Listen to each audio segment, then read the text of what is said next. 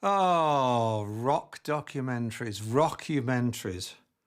I really dislike them. They get these old farts waffling. Oh, the amount of drugs we took on the road. Oh, the amount of women we shagged. Oh, it's great, wasn't it? It's just a long procession of talking heads. Oh, I used to be their roadie. Oh, I used to live next door to the bass player's cousin. They always have that lugubrious keyboard player from that prog rock group. Oh, yeah, XTC. I remember XTC. Don't you dare have him in this documentary. It's always the same faces. It's always the same tales. It never has a good ending. They always fall out with each other. They're always suing each other. One of them dies, or two of them dies, or they all die. And they all can't stand the sight of each other anymore. Stop! The only thing that's worthy of making a documentary about XTC is it's not about the rock and roll bollocks that constitute 99% of other bands. We weren't into any of that rock and roll stuff. We're not rock and roll people. We made gently exploratory pop music. And I actually think we started pretty damn good and then got a lot better. And there's not too many bands can say that's their arc. We're only making plans for Nigel. The journey that they went on is extraordinary in terms of, you know, musical evolution. You have to look at a band like the Beatles to find anyone that's even comparable in the sense of reinventing themselves over and over again. And all the world is football shaped. I thought these guys ascended to, you know, from great punk roots to a whole other level. The leap forward they'd made to just gorgeous songwriting and gorgeous record making.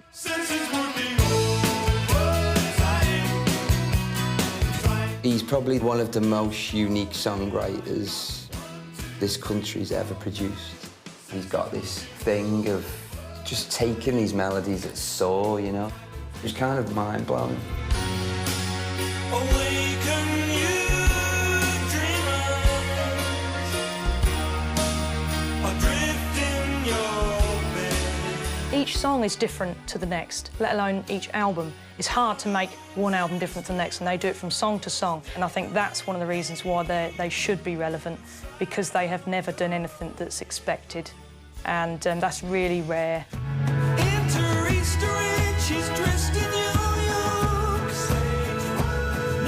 One of the things I love about them is that you can just sort of sit back and enjoy the musicianship and the beautiful sounds and these melodies. It's songwriting at its highest level.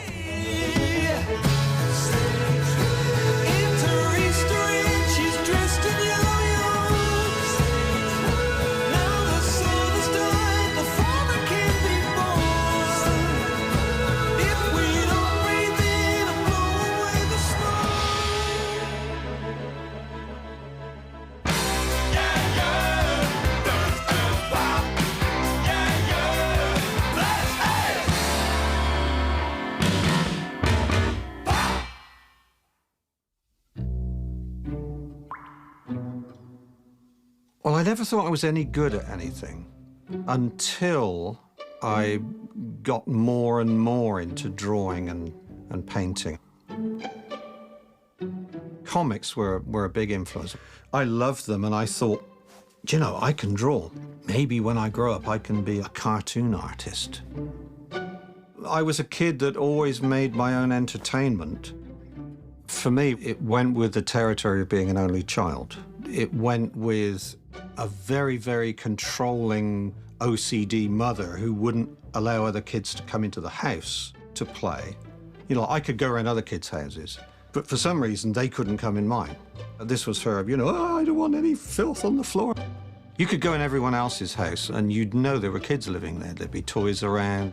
You go in our house, no, there's no child lives here, you know. And she would constantly throw my toys away. It was like the OCD control thing, you know. It was a constant hurt to have you had no brothers and sisters, you weren't close to your parents. The only things you kind of felt any connection with was your toys, and they were always got rid of. So I fought this de-childification of the house. You know, maybe it's why I love love toys so much now. I'm trying to say, you ain't gonna throw them out now, you know. I was a real Johnny No-Mates, you know. I had to make up games, I would design stuff, I would always be drawing. I was always a self-entertainer. And then I was the right age that psychedelia kicked in, 66, 67.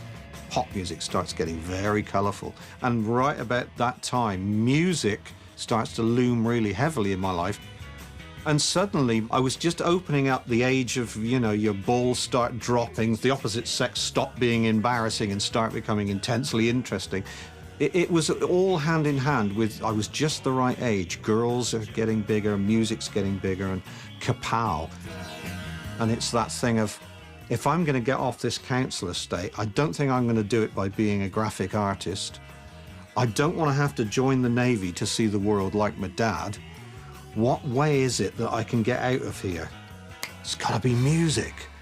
Can't be hard writing songs. The girls love them all. This is great. How do you learn to do it? I'm going to teach myself. I was struggling. I was copying as many records as I could. You know, pulling that stylus back. How does that bit go? Oh, no, what's that chord? I don't know what that chord is. I can't find it, you know. But I very, very quickly, for all the wrong reasons, quickly got into writing my own songs. And it's for the wrong reasons because I wasn't good enough to learn other people's songs. So, okay, you need to write your own. And that's how it grew. It grew because I couldn't work out other people's stuff.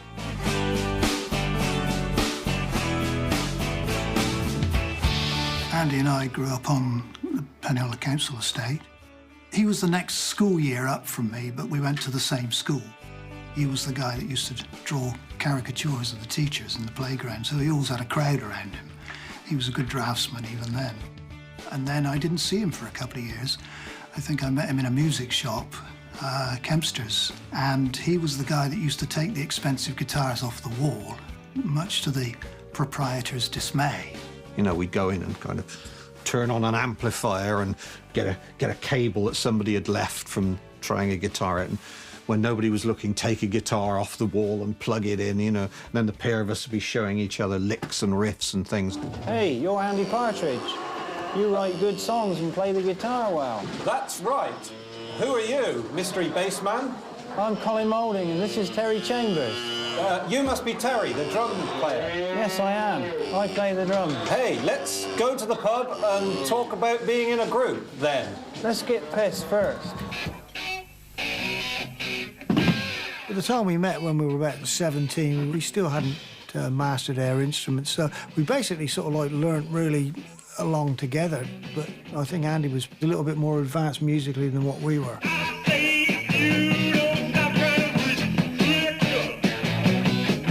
Well, he was a bolshy bugger even then, you know. Very confident, obviously very talented, so we were happy to go along with his ideas, really. The stuff I wrote for the Helium Kidz, I thought had its own sound because I was taking my love of American comics and science fiction, and I thought, I'll write songs about those kind of subjects. The songs they were playing were all about maybe 2.5 minutes long, and no one locally was doing that. We were all kind of underground blues bands. That's really what was going on in the mid-70s. But this was some kind of, it's almost like cartoon pop music. But there was something about it that I hadn't seen in any other local band. I didn't seriously imagine they were going to get anywhere because who's going to take a band from Swindon seriously, you know? It just wasn't going to happen. Swindon has this reputation for being a comedy place, a backward place, that anything that comes from it is considered to be a joke. It's designated the comedy town. And everything associated with Swindon must be stupid and comical and worthless, which is terrible when you're trying to instigate a band from Swindon. They must be terrible and comical and worthless. Locally, he was viewed as being a bit out there for local tastes, you know. But we thought he was great because he was a larger-than-life character and he was very funny and he was making music that was unusual, so we were kind of drawn to that. So the three of us, that was the nucleus of the band, me, Andy and Terry. and the fourth member always seemed to be changing. By the time the Helium Kidz became XTC, we found a keyboard player by the name of Barry Andrews, and we went out drinking one night and got awfully sick. So he was like, okay, he's one of the gang. He can hold his beer better than I can, you know, so he's in. I had no idea what he played like. And the first rehearsal we had with him, I thought, oh my God, we've said he's in the band and I can't stand his playing. It's like Deep Purple or something, you know. And I took him to one side halfway through this rehearsal and I said, do you really want to play like that? You know, feel free to play any way you really want to play. And the second half of the rehearsal, it was, my God, it was like the sound of somebody repairing a flying saucer engine. It was just so odd, and it was so many beautiful wrong notes. He is so in this group. We heard that there was a buzz about XTC, got to see XTC, so we went down there, and sure enough, they were one of the few bands of that era that dared to break the very strict rules of punk. XTC actually had complex chords, complex rhythms, lyrics that were outside that very narrow frame, and it was actually very heartening for us to see a band just throwing off that straitjacket. Hello, my name is John Peel. On tonight's programme I'll be playing tracks by The Sloot, The Slot, The Groan, Exploding Truss, The Blues Bastards, one from the Geckos, Hubert and his Pile Tones, The Ear, The Nose, The Throat, The Cazawaris from Hell are here, and Inevitable Groin. I think Andy sent a tape off to John Peel and got us on the show. That was about 4 months before we were signed to Virgin, and that was our first appearance on the radio. So, on to tonight's first guest on their XTC. See what you think. At the time, the music industry was a bit of a closed shop. There wasn't really any way in. But when punk came along, it kind of swept everything aside. And we got in on the punk ticket, I think. But I think we were more akin to the New York Dolls. We weren't really punk as such. We certainly weren't political in any way. Why don't we go to London and be famous, kids? Punk rock is just starting up and they'll swallow anything. Science friction that burns my fingers.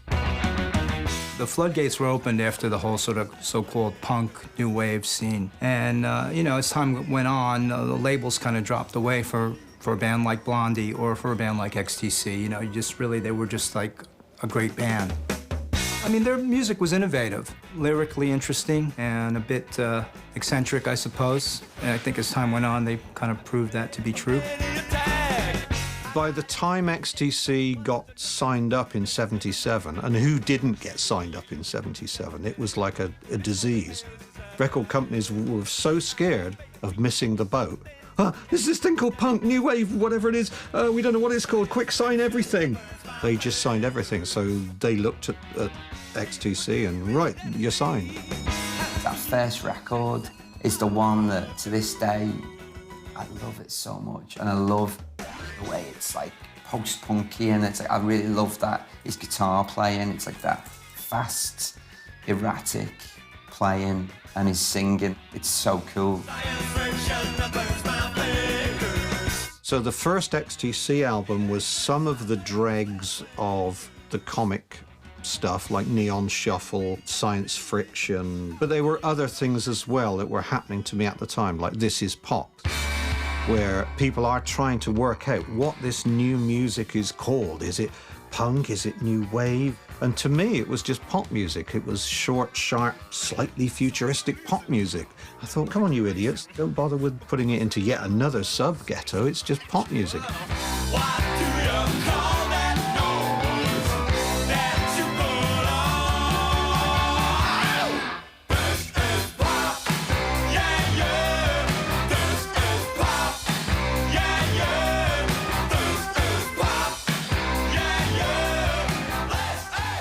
His singing voice, of course, on the first record, it was kind of yelping. Really, he was always trying to get above the row of the instruments. You know, it was probably the style of the music and the time where, you know, people thought to sing was to shout.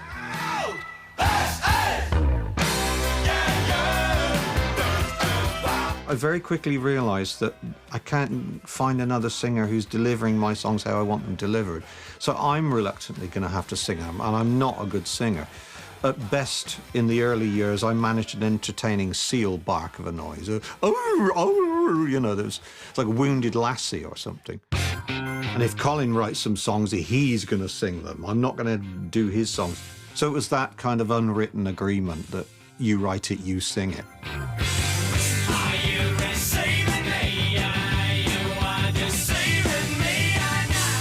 I had no ambition to write. I think it was one of the roadies that said, you know, Colin, you ought to write because otherwise you'll miss out, you know.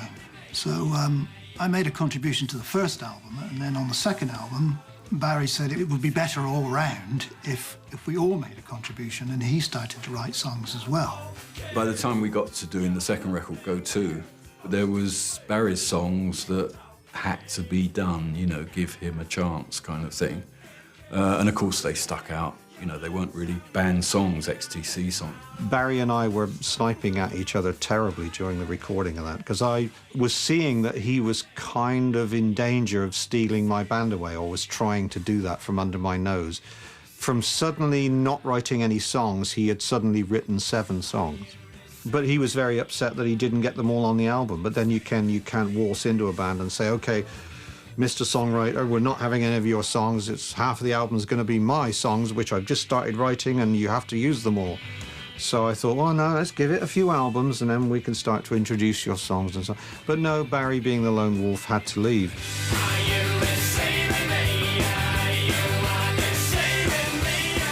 I thought, we can't stop our career now. It's just taking off. Who do I know that we can get in the band? Oh, I know, maybe the person we should have had in the first place, local guitarist Dave Gregory. You know, a friend of mine and fantastic guitarist. And yeah, I think he liked the opportunity to come and be in a band that was on its way up.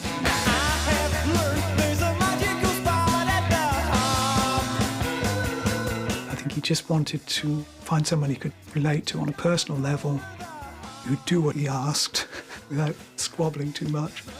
But he certainly broadened my mind as to, you know, how I should approach. For example, if he heard even the slightest hint of a blues cliche in anything I was doing, he just said, "Don't do that!" So he got me thinking in a completely different way. On my audition, we were just jamming on something, and I think at one point I went, and he went, "Stop! Stop Ernieing!" And I said, "What? Stop Ernieing! Don't Ernie! Don't do that!" Ernie, Ernie, Ernie. He hated that, so I had to sort of straight away. That was the last time I ever played a phrase like that in an XTC song.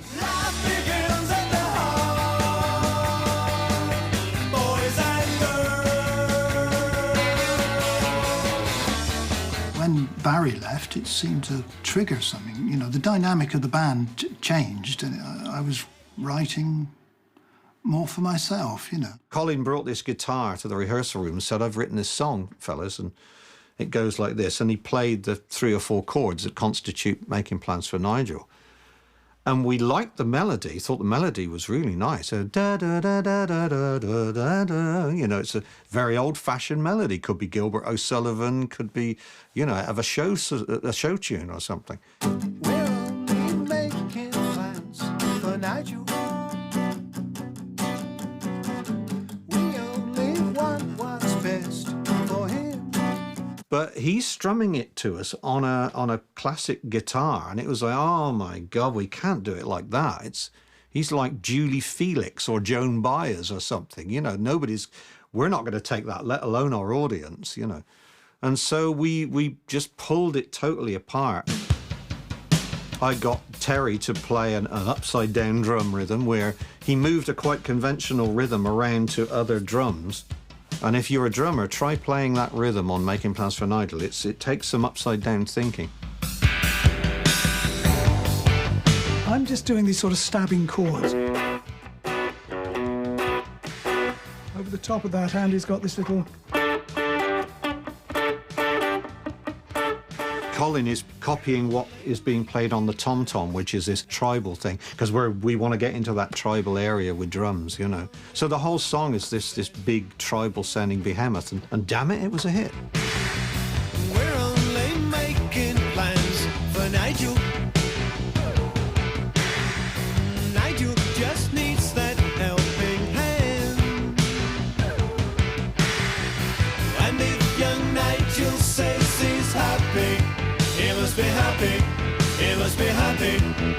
me happy in his world. I knew by that album, the album that became Drums and Wires, that I wanted to take the band in a more drum-heavy direction. And so we found a producer and engineer that I felt would be good for this new sound, which was Hugh Padgham Engineering and Steve Lillywhite being the producer. And it was a case of, well, let's get you in a live sounding studio where there's plenty of stone and brick and wood and glass to reflect the sound. So we went to the brand new Virgin townhouse, which had just been built. The great thing with this room at the townhouse was that it was all sort of stone and brick. So when you stand next to somebody playing the drums, it's loud. And there'd become a phenomenon in the 70s where records tended to have a very sort of dead sound on, well, particularly the drums. And they often didn't sound very big. Now, recording them in this big room and the technique that I sort of discovered made the drums sound loud even when they were quiet. That was the drum sound of the 1980s that everybody now knows was made famous by Phil Collins and the big drum break in The Air Tonight. It was a new sound. It was a new thing. And people were saying to us, you know, like we're touring with the Police and, Patsy, man, how are you getting that sound like with the big drums? Who's doing your engineering, man? Well, it's a young fella called Hugh Padgham. Right, have you got his number? We'll have a bit of that on the Police, like. Hugh Padgham came to us because of his unbelievable credentials. He had recorded the albums that everybody held up as the sound that every band wants. The combination of the size and clarity, everybody wanted that sound. Drums and Wires just changed the game for us. Reinvented the band, easy to tour, easy to play on stage. Just put us another notch up the ladder, I guess. It was a double-edged sword for me because certainly in Britain we'd had no chart success with this odd music, you know, these strange Herberts from the council estate in Swindon. It's too odd for me. That's punky, isn't it? That's, you know. So by the time that Colin came up with Making Plans for Nigel, Virgin Records said, hey, that good-looking bass player, he's come up with one and it's in the charts, so OK, he's the one to look at. And we thought it was Andy's group. From then on, for quite a few years, certainly in the eyes of Virgin Records, it became Colin's group. I think he was a little bit pissed off, to be honest, as you can imagine, because, you know, he had been the songwriter, you know, the sole songwriter. He was the face of the band, so it all felt a little bit odd. Essentially, I was the bass player, but all of a sudden I was thrust forward. Generals and majors are hard, they're never too far from battlefields so glorious. To be fair, he's the one that looked most like a pop star. You know, all his songs were melodic and simple. They were easy on the ear, listener-friendly songs. So the record company would always look to Colin for the singles first. So you can understand why Andy might have had his nose put out of joint a little bit because of that. But, you know, we got on with it okay. He still had the lion's share of the writing and he was still in charge.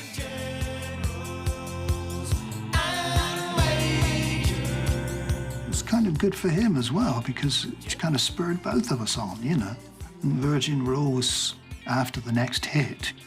So in a way, it was healthy after a while. I had that thing where I thought of it as my band, you know. But I realised it was our band. The fact that Colin was writing good songs, I was writing good songs. Dave was playing great instrumentation, orchestration. Terry was whacking 7 bells out of that kit beautifully. It all made it stronger.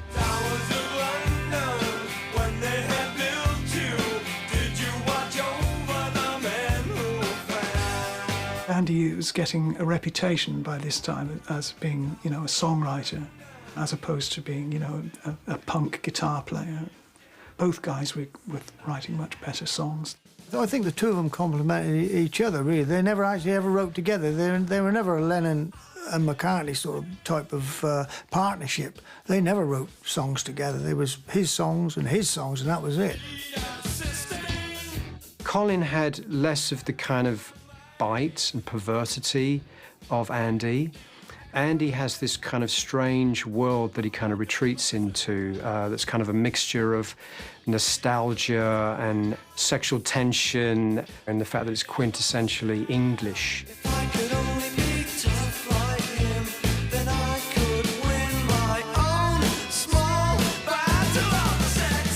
For me, more and more of the influences was the British pop group stuff came out more and more, i.e. the Beatles, Rolling Stones, the Small Faces, the Kinks, the way that Ray Davies wrote these little mini plays about life in England. You know, I loved that. And I sort of gravitated naturally towards wanting to do that myself. You're not stealing, it's just, you can't help it, it's in your DNA. You live in a little English town, just the very fact that you're reporting what's going on in that little English town, it's going to be a bit like anybody else who wrote about small things in small towns.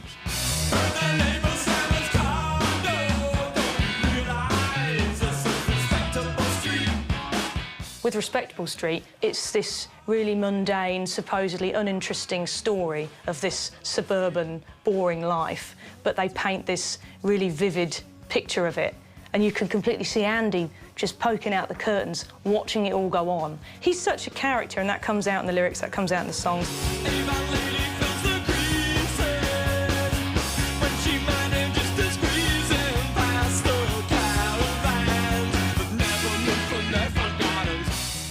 As long as the four of us were together, we were in this little Swindon bubble, we were protected, we were among friends. Some of the weird people we met on the road, you know, you just think, well, at least we can laugh about it, because the rock and roll lifestyle is pretty absurd, particularly on the road. But, you know, Andy never stopped. He was always joking and larking around, keeping us happy. It was just his personality. It wasn't something he felt he had to do. It's just a natural, comical person. Humor is the important part of every band's life, and we got on great with XTC. Andy was much more comfortable the further he was away from the show. After the show, Andy is a hoot. We actually shared a tour bus with them, which is 2 bands in a bus, which is pretty darn neighborly. But we got along really well. You know, XTC and the Police were 2 similar bands of the same age, and we just, you know, we were in the pocket. I think we were generally pretty good live. Being tight as a band was important. But I kind of quickly found out that I didn't enjoy the business of live so much, for the travel or the sound checks or the assholes you have to deal with in agencies and managers. So I hated all that side of it. I mean, actually being on stage was the nicest bit of the day. After we'd finished touring Black Sea, which was most of but second half of 1980, we were all ready to do something new. It was time to sort of expand the 2 guitars, bass and drums lineup, maybe add some piano here and there, and just think about maybe different guitar textures. So we went in and rehearsed songs for the album that would become English Settlement.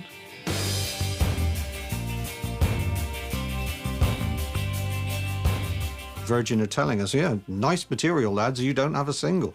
And so I sat down and tried to write a single. Let me see. What's good? What do people want? Like nursery rhymes? Yeah, it's got to be kind of simple melody. Counting's always good. That's 5, 4, 3, 2, 1. 5, 4, 3, 2, 1. Yeah, that was a big hit. I can do counting. Well, flip it the other way. 1, 2, 3, 4, 5. Well, what's about that? What have we got 5 of? 5 legs? No, we don't have 5 legs. 5 arms? No. 5 fingers? No, it's 4 fingers and a thumb. 5 senses? Okay, so it's going to be about your senses. Right, we got where... So it's a counting song. I'm counting 1, 2, 3, 4, 5, and it's going to be stamp, stamp. You're going to get this. 1, 2, 3, 4, 5. Great, that's all working. I don't have a verse. And so I was thinking, okay, maybe the verse should be an E as well. And I threw my hands on the guitar, but instead of throwing them there, that's a nice E, I threw them on a kind of an E-flat place, and I didn't throw all my fingers on I just threw 2 of them on. I wasn't thinking, and I ended up with that. And I thought, oh, what's that? That's an interesting chord, non-chord. I thought, wow, I wonder what that's like if I move my fingers and go the other way as well. Oh, that's very nice. This sounds medieval. This is like somebody in a field tilling. This is a little fella and his ox, and he's tilling a field, you know. And so I started to sing with the nursery rhyme thing in mind. I thought, what would this person tilling the fields be? He'd be singing, hey, hey, the clouds are away. Yeah, I like that. I like, you know, he's looking up at the clouds, you know. And so the whole verse was made out of this kind of medieval, bloody evil, this medieval thing, which I then jammed on. I'm going to make this work. I then jammed onto the other bits. Hey, hey, the clouds are away, the straw for the donkeys and the innocents can all sleep safely. All sleep safely. My son is pie, there's fodder for the cannons and the guilty ones can all sleep safely. All sleep safely. And all the world is football shaped. It's just for me to kick its face. And I can see, hear, smell, touch, taste. And I've got 1, 2, 3, 4, 5 senses working overtime. Trying to take this all in. I've got 1, 2, 3, 4, 5 senses working overtime. Trying to taste the difference between a lemon and a lime, pain and pleasure, and the church bells softly chime. Halfway through an American tour, the woman I was married to at the time looked at a big tub of Valium I had. And when I finished a gig one night and went out drinking with some people in Los Angeles, she thought to herself, what's he taking this shit for? He doesn't need it, doesn't do anything for him. I'm going to get rid of him. Ooh, Freudian slip. I'm going to get rid of it. She tipped all these Valium down the toilet. I came home drunk to this grotty hotel room in Los Angeles. So I'm going to need my Valium. Where's my Valium? She said, I've tipped it all away. I don't want you taking this crap anymore. You got to stop this stuff. I freaked out. I thought, that's my crutch. What are you doing? I take that every day of my life. I've taken that every day since I was 12, 13, which I had done. I was on it in the first place because my mother had a lot of mental problems, and the fallout from that was really fucking me up as a kid, big time. And it was the 60s, and the new wonder drug, Valium. Yeah, oh, his mother's crazy. We're putting her in a loony bin for a while. Poor kid's upset. He's only 12. Tell you what, stick him on Valium.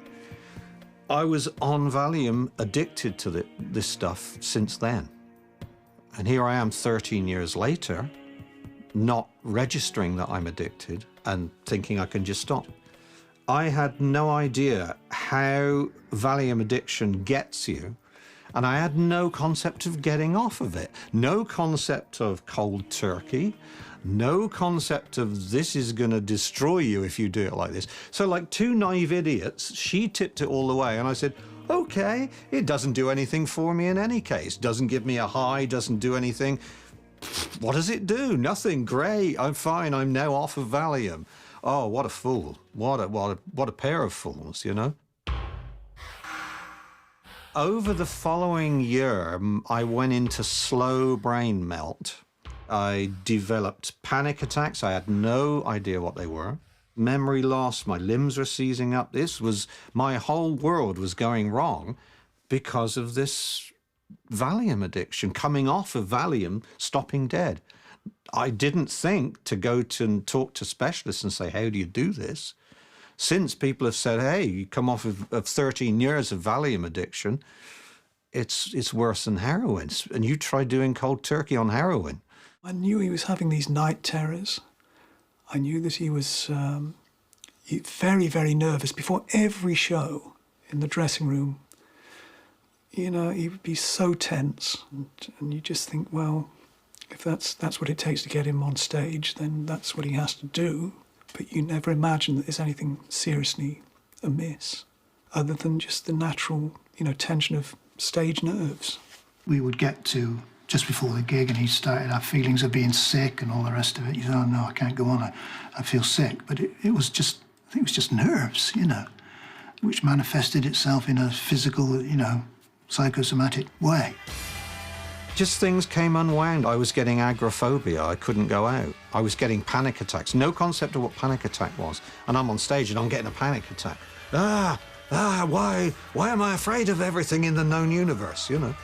No concept of what was happening to me. And I found myself going on tour, touring around Europe, and then it was a tour of the States, and then it would have been Japan, Australia, blah, blah, blah, wherever. Doing this with my brain just dribbling out of my skull. All these things going wrong in my mind and in my life, and me not knowing what they are. And I found myself on stage in Paris, having the mother of all panic attacks, and thinking, that's it, I'm going mad. I've got to stop the world. I want to get off, you know. I'm getting all emotional saying this. Yeah. Yeah.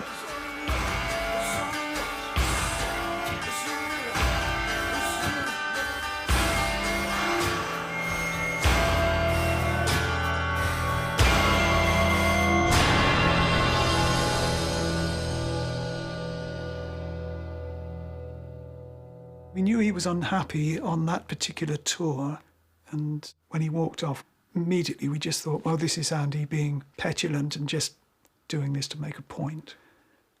Even when that happened, and I regret to this, you know, looking back at it now, we should have paid more attention to how he was feeling. We just figured, well, let's get him home, rest for a month, and then we'll go back out when he's all better. We'd had this tour set up in America, and we had to get out of town fast, because once the promoters knew that we weren't going to play, you know, they were saying, well, we want a doctor to come round. And I remember Andy and I were just packed on a plane and we shot back to England. But financially, we lost hand over fist, you know, because we weren't sued, but we had to pay a good deal of money over in order to pacify the promoters, you know. I probably reacted a bit unsympathetically towards him, I suppose. You know, I mean, I was a youngish fella there, and geez, you know, to pull out of an American tour is pretty big stuff. And yeah, I wasn't aware of like it was like an illness, like, you know, I wasn't aware of that. I just thought, you know, he's just going through a bit of a bad patch and he'll get over it. My brother Ian was our agent and their agent. And the first I learned of the stage fright issue was my brother Ian freaking out, saying, I can't believe it. We have the best tour. They're starting their tour, I think at Madison Square Garden or something. It was just the tour. This is, boys, you've worked hard. This is your payoff. You've landed. And then a phone call from England is that Andy just won't. The sad bit is, I think, that he went from not being able to do it to not wanting to, or that was his story, that he said he didn't want to. I mean, Andy being one for not allowing anything to kind of say he can't do, I think he turned it round a bit to say, well, I don't want to do. But maybe if he'd have got counselling for it, it may have changed things, you know.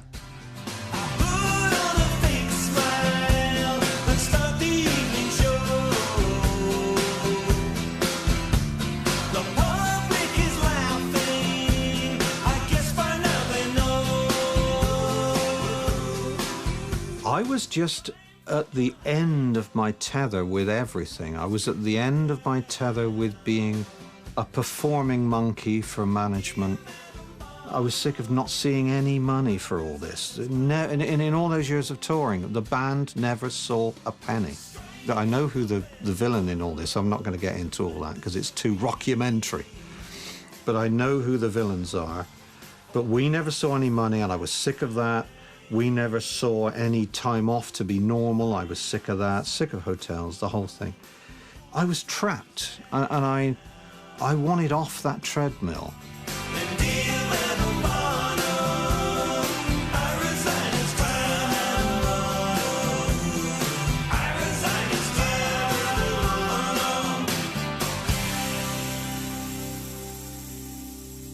I just wanted a normal life. I thought, no, I need to get away from this touring crap.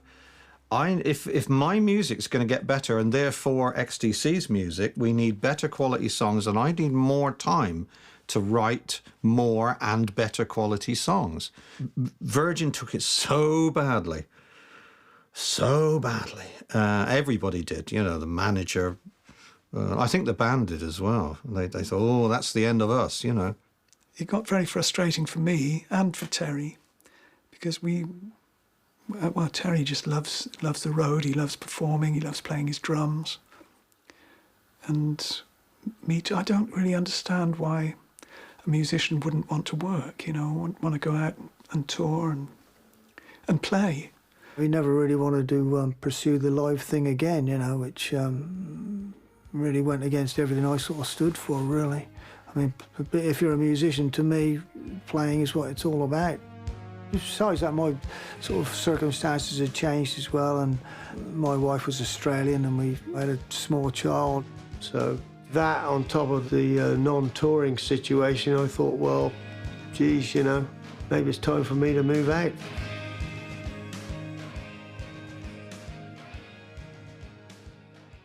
I totally and utterly felt freed up. From stopping live, it was like, hey, let's get in the studio and use it for what it is, this creative tool. Let's use every tool in the studio box. We want some brass, we hire a brass player. We want this organ, we'll just get this organ in. We want mellotron, let's get a mellotron. We want to overdub this, change the speed of that. We can do anything we want, for God's sake. Why were we restricting ourselves to 2 colors on the palette just so we could do it live? That's insane, fellas. That's not how you grow. The arrangements of the songs became more complex. We were able to use strings and stuff without fear of trying to reproduce it on stage. We didn't have that problem. We could go to town, really, you know, and we did. For me, it was wonderful. It was like the blinkers came off. That's live, and that's... wow, there are all those other colours. I want to use them. Awaken you dreamers, adrift in your beds. Balloons and streamers decorate the inside of your head. Please let's all out, do it today. But don't let the loveless one sell you a world wrapped in gray. How I write a lot of the songs is I'll find a chord or a chord change on a guitar or on a keyboard, and I'm playing those, but I'm not hearing music, I'm seeing pictures. That's how I write songs. It comes usually from the synesthesic level. Synesthesia is where you get stuff mixed up. Someone will say a number and you'll hear a noise, or someone will show you a color and you'll think of a number, or you'll hear a piece of music or a chord, and to me it makes a picture. I'm gonna just see if I can do the exercise live, as it were. Let me find a chord that I've never played in my life. Let me see. No, that's a bit rotten.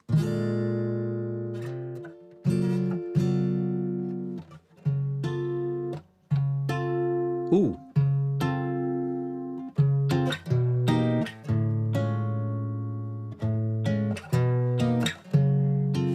You see, that to me suggests a pool of like a puddle, like a pool of muddy water.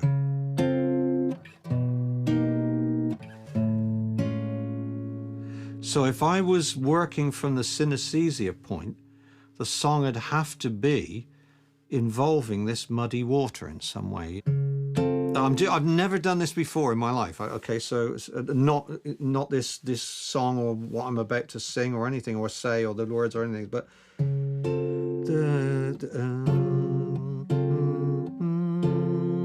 there is the muddiest of water. There is the deepest of pools. So to me, it suggests, that's a lovely chord, actually. I'm not going to forget that, but that's I have no idea what that chord is called, or I've never played it before, but it suggests muddy water. That's how I write songs. It comes usually from the synesthesic thing. I wrote this song, Love on a Farm Boy's Wages, sort of about the romance of my grandfather and, to some extent, my father, working on farms. I mean, they had terrible lives on these farms. I was just messing around with a note of E and...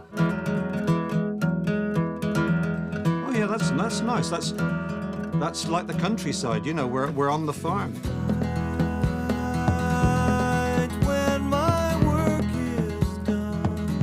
It's so important that you paint the musical scenery, to me.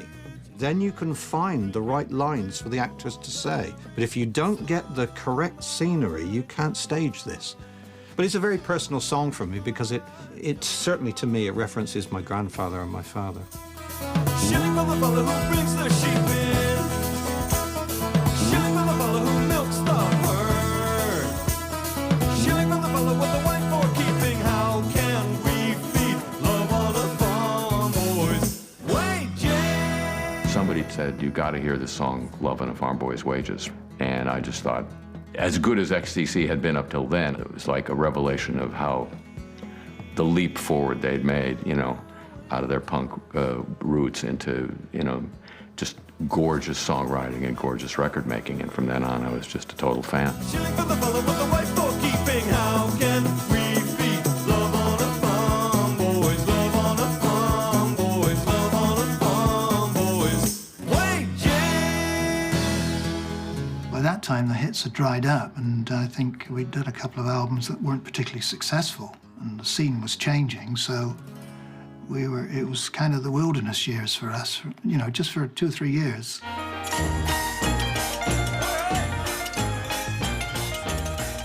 There's a long tradition of whatever media you're in. Writers do it all the time, but musicians do it as well, where you want to not be you, to go to like a costume ball as some other character, a masked ball. Wouldn't that be great fun? So in our case, let's make an album by a different band.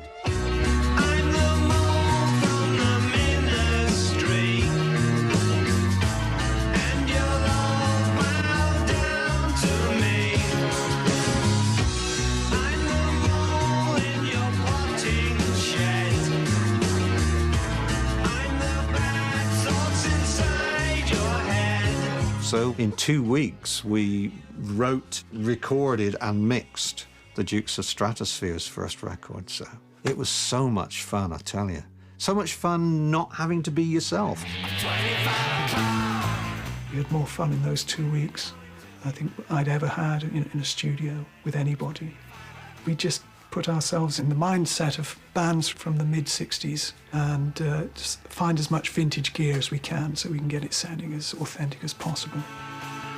It was very relaxing for the band because there was no pressure on them to be here. There was no pressure to do a hit single. And it was all their fantasies in making music to be psychedelic. It was very good fun, and it did surprisingly well. The Dukes probably sold more than The Big Express, which was the XTC album of around that time. Of course, it was all meant to be hush-hush, you know, don't tell anyone it's XTC. Everyone loved it. And people still do today, you know. When I met the Stone Roses and they asked me to do their record, they kind of said, "You are the John Leckie that did the Dukes of Stratosphear, aren't you?" And I went, "Yeah." And they said, "Oh, because that's why we asked you. We loved that record." Dukes of Stratosphear was probably a direct predecessor to Britpop. Creating that sort of psychedelic 60s influenced music was, very unusual for the time. I think that album came out when in the early 80s or something. So that record was, definitely a precursor to Britpop for sure. It opened us up to a new audience. It was a lot of kids that were sort of starting to get into, they were calling it like the Paisley Underground or the, whatever. There was this new feeling of, hey, maybe 60s music is okay. And I think it gave us the feeling that we could tap into what we liked as school kids. I think we all felt more comfortable in ourselves, and we felt more comfortable in being this bridge from the 60s to the 80s. And hey, that's fine, This is why we were then at that point where it was like, we're not going to deny any of our influences anymore. We're just going to let them all free. Season cycle moving round and round, pushing life up from a cold, dead ground. It's growing green. It's growing green. Well, darling, don't you ever stop to wonder about the clouds, about the hail and thunder, about the baby and its own miracle, who's pushing the pedals on the season cycle. By the time we'd got to making the Skylarking album, which I think personally is the next Dukes record, Virgin really wanted us to break big in the States and did actually say, if you don't let an American produce your next album to be, you're off the label because you're not selling enough records in America. And they said, you're gonna need a US producer, somebody who knows what Americans like and can find that in your music, because I thought our music was pretty British. Okay, good luck. And they sent me a list of all these producers, Arnie Dinkelberger the 9th and Ronnie Dangelheimer of the 14th and all that. I didn't know who all these people were. I'd never heard of them. So right near the bottom of this list was Todd Rundgren. I know who he is. I had an album of his one time. He's American, yeah, right. Oh, okay, so he produces, does he? All right, well, that might be fun. He's a musician. He knows what musicians are about. And I said to Dave, you know Todd Rundgren, right? Todd, yeah, I'm a big fan, of course I am. Well, how would you think if he produced an album? Yeah, let's go for it. I was in my element, I couldn't believe it. Just being flown from Swindon over to the wilds of New York State, up in the Catskill Mountains there, surrounded by nature, working with a legend. That's the dream, How much better do you want it to get? That's really super, super girl. Are you 7 seconds flat? And your friends are gonna say that's really. He was a fantastic arranger, fantastic. His arranging skills are really top-notch, which we needed, I think. But he and I just butted heads terribly. Don't mean to be rude, but I don't feel super. I think on this album he really met his nemesis, because he was someone who was as sarcastic as he was, probably even more so. And Andy likes his pound of flesh when you're recording with him. If you haven't done 6 or 7 takes and he's wrung everything out of you, then he's not had a good time, Whereas Todd likes first or second take, otherwise forget it, It was just 2 different philosophies had met. I have a problem with authority, and this is my band and you're not telling us what to do. But all the time this ghost voice saying, if you don't be produced by an American, you're off the label. So I just had to bear it as much as possible. I would have liked Andy and Todd to have seen eye to eye and got along as friends. But you've got the irresistible force and the immovable object. That's really what the problem was. But Todd did the job he was given, he produced the record. It was a hit record. It saved our career, no question about it. Laying on the grass, my heart it flares like fire. The way you slap my face just fills me with desire. In the States, they put the single out Grass, which is a Collins song, Then on the B side, they stuck Dear God. DJs around American radio stations, they'd play Grass, yeah, okay. And then they'd flip over, oh, Dear God, what's this about? And some DJs started playing, in preference to Grass, they started playing Dear God. Dear God, hope you got the letter and I pray you can make it better down here. I don't mean a big reduction in the price of beer, but all the people that you made in your image, see them starving on their feet, 'cause they don't get enough to eat from God. Can't believe in you. Dear God, sorry to disturb you, but I feel that I should be loud and clear. We all need a big reduction in amount of tears. All the people that you made in your image sit on fighting in the street, 'cause they can't make opinions meet about God. I can't believe in you. It was the old corny, our radio station's lit up like a Christmas tree. The calls in have just been phenomenal. People would ring in inevitably with either they felt exactly like that about religion, this is all bullshit, or, you're going to burn in hell, take this trash out of here, this English homo and his anti-God music, Some stations were threatened with bombing and stopped playing it. Some kid in an American school was so affected by it, he took his teacher hostage with a knife and insisted this record be played over the school PA system to all the classrooms continuously until this hostage situation ended, because this record said it spoke for what he wanted to say. And I got a hell of a lot of hate mail for that. I was going to burn in hell, and I was just a goddamn limey faggot. Well, it's ironic that song broke them through. Any record company worth its salt, which none of them are, by the way, would have said, well, don't, that's great for England, but don't try that in the States. We're a God-fearing country. So it was remarkable. It got banned some places, which I guess helped them, as it always does. But yeah, there didn't seem to be anything he wouldn't write about.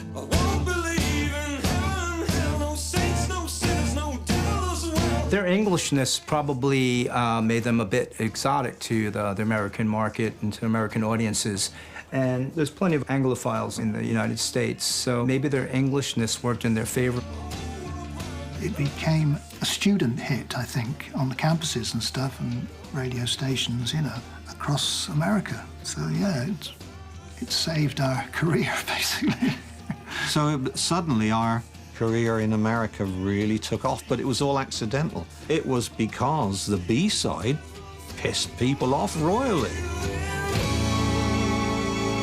It's you.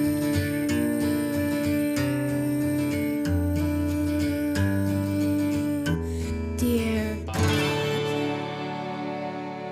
By the time we get to doing Oranges and Lemons, they're all saying, wow, where's the next XTC thing? This is really exciting. That record, Dear God, we really want the next thing, And Geffen, our label in the States, are now reluctantly, they're selling records. They might be good after all. So we had a big budget shoved our way. And it was a very LA kind of, not an LA album musically so much, but an LA album in kind of sunshine and citrus fruits. And it plugged me straight into the sort of pop art vibe.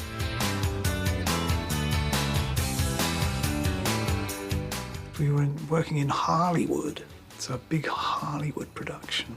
And it sounds that way. It's got bells, it's got whistles. We had plenty of time, again, you see, 5 months in the studio, there's an awful lot you can do. We probably did a little too much on 1 or 2 of the songs. But again, it's a great album, a really great collection of songs.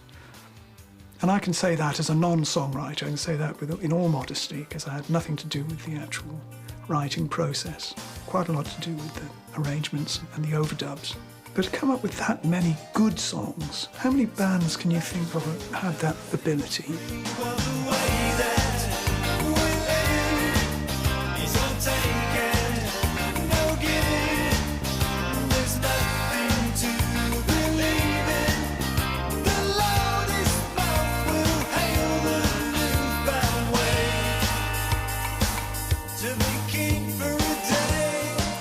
think we learned how to make records. We didn't know all about that when we started, and because we didn't tour, we found out more about what the studio could do and how to arrange, and it's just learning, really.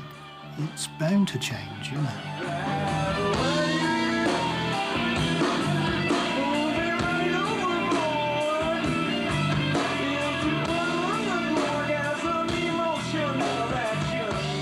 That was one of our favourite songs. It's so complex, completely overflowing with ideas. It's wave-like, it pushes and pulls you in. And I think we thought that would be a challenge for us to cover it. The lyrics are beautiful, the way the vocal rises and falls, and we felt we had a deeper take on a cover than most people usually give a cover.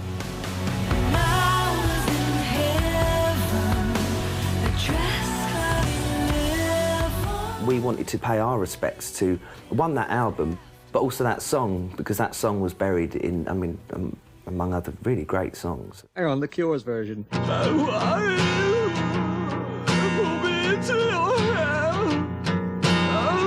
unhappy, I think I'm going to kill myself.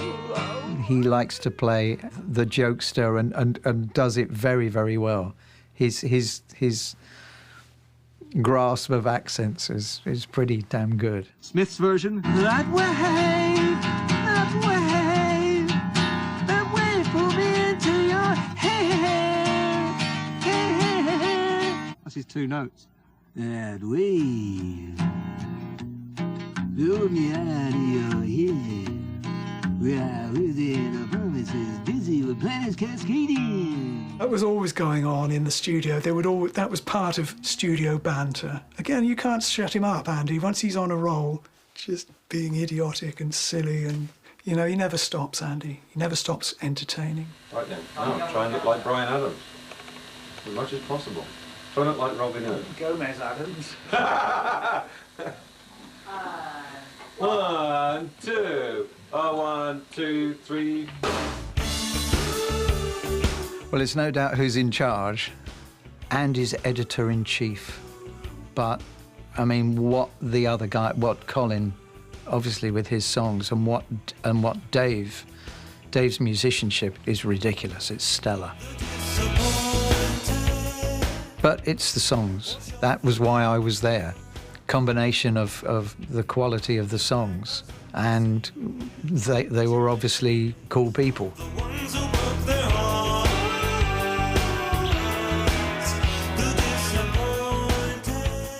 I would say that None Such is my favorite XTC album. That album is just lousy with masterpieces. But then every time I heard a new album, I was just like, really? Again? Where's this coming from? The catalogue's really small, actually. There's not that many albums, and the journey they go through on that small number is amazing.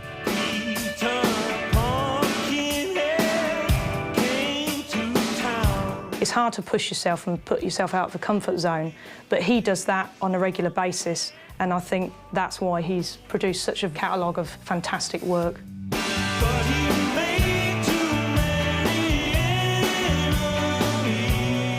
He can create great imagery and a great story. He's such an amazing songwriter that you can't really touch him, to be honest.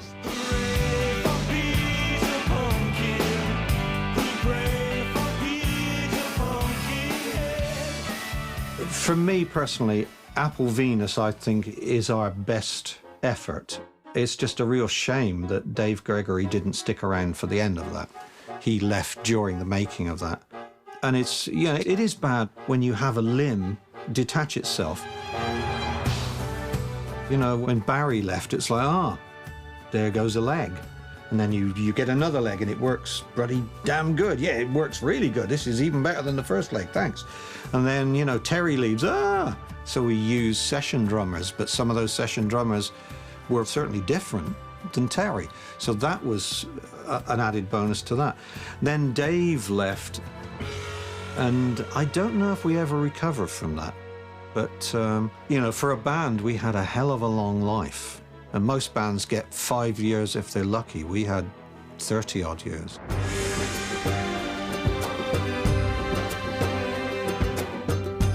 The legacy of the band is the great music that they made. You know, they evolved as musicians and as composers.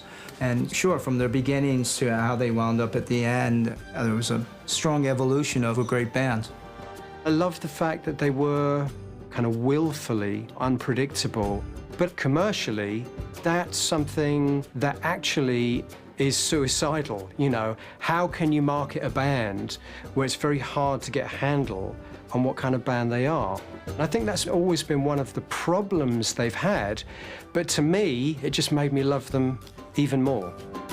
They have got a reputation as not being well-known or credited as much as they should, but I think that XTC fans would be annoyed if they were more well-known, because it's our little secret, I think, with that band, and I kind of like that.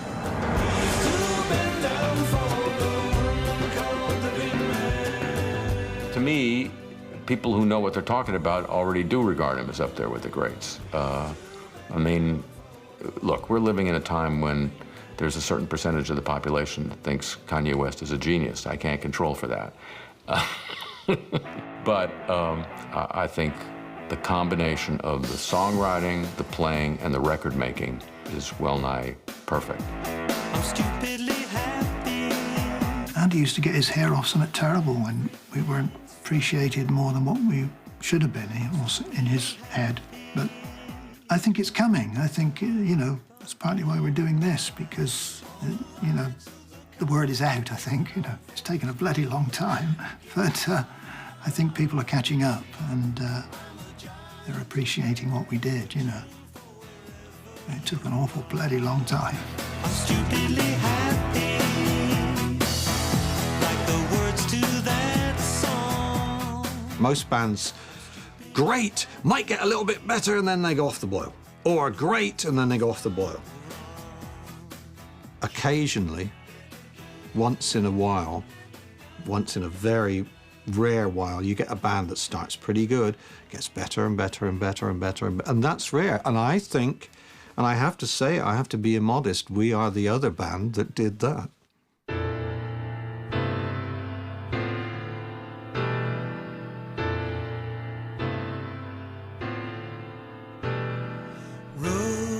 Rook, read from your book. Who murders who, and where is the treasure hid crow? When I'm dreaming, I'm usually flying over the Marlborough Downs. I've got this funny thing when if I dream I'm flying, I usually have people there and they say, "You can't, can you?" And I say, "Yeah, watch." And I'm sort of strain a bit, and up I go, and then off I go over the Marlborough Downs. Soar up high, see the semaphore on the washing lines.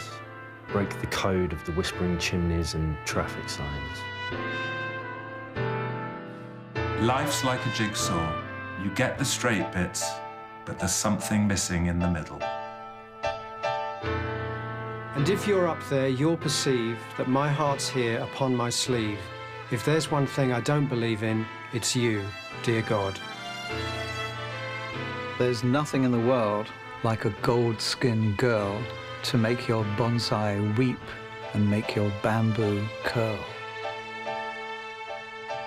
All the kids are complaining that the songs are too slow. All the kids are complaining that there's nowhere to go. Avon Lady feels the creases when she manages to squeeze in past their caravans that never move from their front gardens. We're working every hour that God made so we can fly away. You may leave school, but it never leaves you. Your heart is the big box of paints, and others the canvas we're dealt. All around the world, every boy and every girl need the loving. The humble and the great, even those we think we hate, need the loving.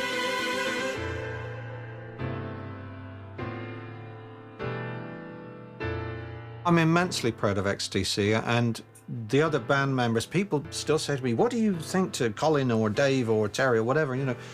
And part of me loves them like the brothers I never had, the family I never had. And then a part of me really hates them like the family I did have. So it's a real weird mixture.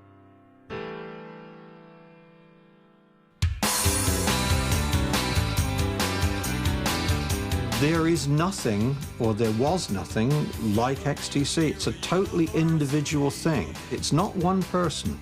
It's the collective tension of all those people.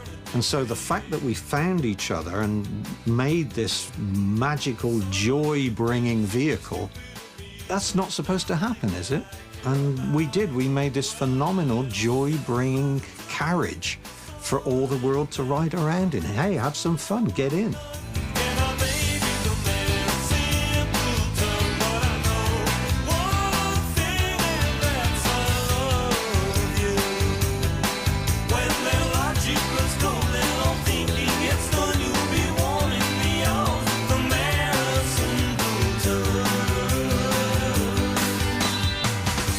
Well, this is the bit I really hate about rockumentaries, in where they have the 2 minutes at the end where they say, it's usually a write-up, and they say, and poor Derek he's still working in the industry, and he's self-financed an album he's put out from home of songs he never did finish in 1966.